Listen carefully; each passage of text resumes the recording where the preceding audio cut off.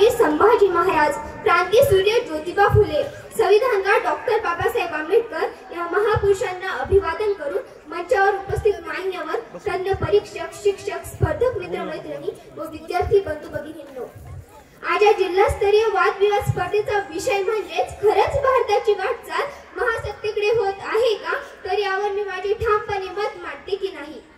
आचार विचारऐवजी भ्रष्टाचार, समता बंधुभावाऐवजी विषमता, धर्मनिरपेक्षताऐवजी जातीवाद आणि सुसंवादाऐवजी आहे विसंवाद.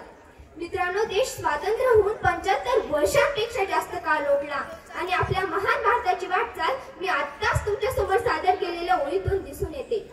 माझ्या स्पर्धक मित्रांनो, डिजिटल प्लॅटफॉर्मचा वापर करून आभासी जगात जगून भारत महासत्तेकडे वाटचाल करत असल्याचे स्वप्न पाहणे सुखद वाटते, परंतु वास्तवाच्या जगात वेगळ्याच वास्तववादी बाबी समोर येतात. भारत हा सध्या जगातील सर्वात जास्त लोकसंख्या असलेला देश बनला आहे आणि या महाप्रचंड 140 कोटी लोकसंख्येत मोठ्या संख्येने तरुण आहेत, परंतु या तरुणांच्या हाताला काम आहे का?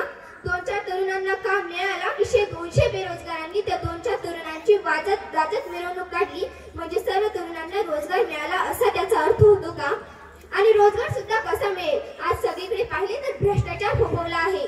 कोणत्याही क्षेत्रात काम मागण्यासाठी जाणारा तरुण हा रिकाम्या हातानेच परत येतो का? एकतर त्याच्याकडे मागितली जाणारी लाच देण्यासाठी त्याच्याकडे पैसेच नसतात.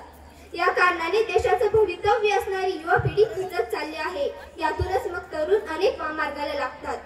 भारताची वाटचाल महासत्ता होण्याकडे चालू आहे अशा बुडबुड्यासारख्या स्वप्नांच्या जगात वावरणाऱ्या माझ्या स्पर्धक मित्रांनो, मला इथे खेदाने नमूद करावेसे वाटते की माझ्या देशातील व्यवस्थेला भ्रष्टाचाराने पोखरले आहे.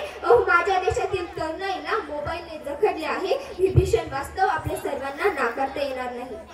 सेस नावाच्या एका संस्थेने केलेल्या पाहणी अहवालात आणखी एक भीषण वास्तव समोर आणले आहे की हरित क्रांतीने